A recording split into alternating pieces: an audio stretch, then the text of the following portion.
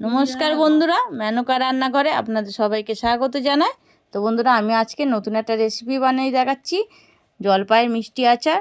তো কিভাবে বানাচ্ছি আপনাদের শেয়ার করছি। চলুন বন্ধুরা, রেসিপিটা বানিয়ে দেখায়। আর পুরো ভিডিও দেখার জন্য অনুরোধ করা হচ্ছে। চলুন বানিয়ে দেখাচ্ছি। তো আমি এখানে জলপাই নিয়ে নিয়েছি। এগুলোকে ভালো করে কেটে ধুয়ে জল ঝরিয়ে নেবো, জলপাইয়ের আচারগুলো। তো এখানে কড়াই জল দিয়ে দিয়েছি। জলপাইগুলো আমি কেটে ভালো করে ধুয়ে নিয়েছি, নিয়ে হালকা করে ভাপিয়ে নেবো এটাকে। তো এখানে সামান্য একটু নুন দিয়ে দিলাম আর একটু হলুদ গুঁড়ো দিয়ে দিলাম, দিয়ে এটাকে ঢাকা দিয়ে একটু কিছুক্ষণ ভাপিয়ে সিদ্ধ করে নেব।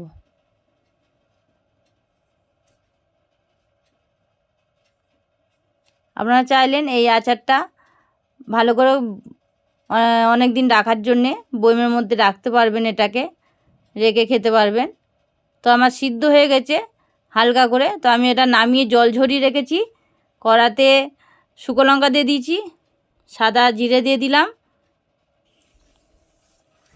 কম আছে, এগুলোকে ভেজে নেব মশলাগুলো। একটু মৌরি দিয়ে দিয়েছি, আর এখানে ধনে দিয়ে দিচ্ছি, গোটা ধনে দিয়ে দিয়েছি। দিয়ে ভেজে নিয়ে হালকা করে তুলে নিয়েছি। কড়াই তেল দিয়ে দিলাম, দুটো শুকনো লঙ্কা দিয়ে দিয়েছি, সর্ষে ফোড়ন দিয়ে দিলাম, দিয়ে জল ঝরিয়ে রাখা, ভালো করে ঝরিয়ে রেখেছিলাম জলপাইগুলো দিয়ে দিলাম। দিয়ে ভালো করে এইভাবে নাড়াচাড়া করে নেব। যদি জল থাকে জলটাও টেনে যাবে, ওই জন্য ভালো করে এটাকে নাড়াচাড়া করে নেব। এভাবে নাড়াচাড়া করে নিলে এতে জল থাকবে না, জলটাও শুকিয়ে যাবে। তো এবার আমি নুন দিয়ে দিলাম, হলুদ গুঁড়ো দিয়ে দিলাম, লঙ্কার গুঁড়ো দিয়ে দিলাম, জিরের গুঁড়ো দিয়ে দিলাম, একটু ধনে গুঁড়ো দিয়ে দিলাম। দিয়ে ভালো করে মশলাটাকে নাড়াচাড়া করে কষে নেব। জলপাইয়ের আচারটা খেতে খুবই ভালো লাগবে, খুবই দারুণ হয়েছে। অবশ্যই বাড়িতে বানিয়ে দেখবেন এইভাবে জলপাইয়ের আচারটা। সামান্য একটু জল দিয়ে দিচ্ছি, দিয়ে ভালো করে জলটাকে একদম শুকনো করে দেবো। জলটা দিয়ে ভালো করে নাড়াচাড়া করে ঢাকা দিয়ে দিচ্ছি। তো ঢাকা না খুলে দিলাম, দেখুন জলটা অনেকটা কমে গেছে। তার মধ্যে এবার গুড় দিয়ে দিচ্ছি। গুড়টা দিয়ে দিলাম, দিয়ে ভালো করে একটু গ্যাসটা জোরে দিলাম যাতে গুড়টা ভালো করে গলে যায়।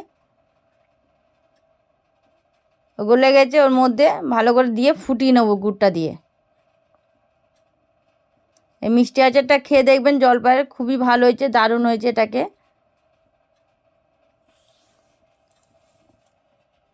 তো যে সকল বন্ধুরা আমার ভিডিওটা দেখছো, নতুন নতুন বন্ধু হলে এরা সাবস্ক্রাইব করে দেবেন বন্ধুরা, যাতে নতুন নতুন রেসিপি ছাড়লে আপনাদের কাছে আগে পৌঁছে যায়। তো আমি যে মশলাটা ভেজে রেখেছিলাম ওটা মিক্সিতে গুঁড়ো করে নিয়েছি। ঠিক এইভাবে গুঁড়ো করে নেব।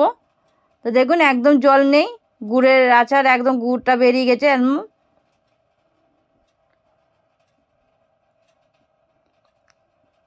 জল টেনে নিয়েছে একদম, এটা গুড়টা হয়ে গেছে। যেই মিষ্টি আচারটা হয়ে যাবে, শুকনো হয়ে যাবে, তো তখন মশলা গুঁড়োটা পুরো দিয়ে দেবো।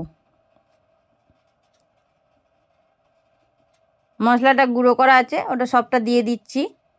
দিয়ে ভালো করে নাড়াচাড়া করে কিছুক্ষণ আবার নাড়াচাড়া করে নেবো মশলাটা দিয়ে।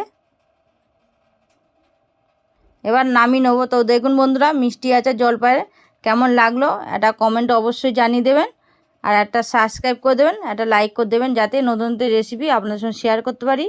তো এখনকার মতন আবার এলাম, নমস্কার।